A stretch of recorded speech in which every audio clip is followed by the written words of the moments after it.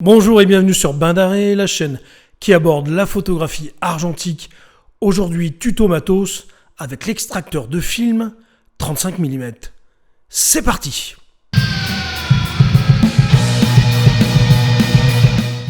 La raison pour laquelle je fais ce tuto matos sur l'extracteur de film, c'est qu'auparavant, j'utilisais un décapsuleur pour extraire le film de la bobine en format 135.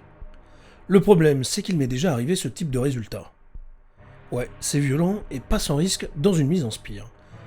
Autant te dire que cet extracteur amènera un peu plus de douceur. La plupart des récupérateurs de films sont équipés de deux curseurs que j'appellerai A et B qui permettent de déplacer leurs languettes respectives.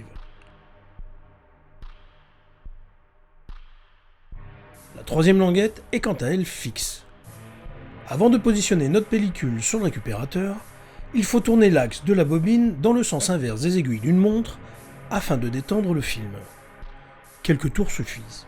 On va ensuite introduire les lamelles de l'extracteur dans la bouche de la cartouche.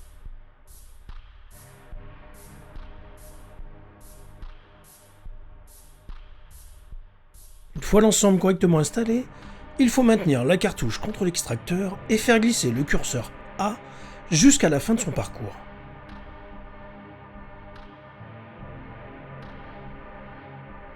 Le curseur B doit rester à sa position initiale. L'étape suivante consiste à faire tourner doucement l'axe 4 fois dans le sens contraire des aiguilles d'une montre en écoutant un déclic à chaque tour. Cessez de tourner immédiatement après ce quatrième tour. Il vous faut maintenant faire glisser le curseur B jusqu'à la fin de son parcours.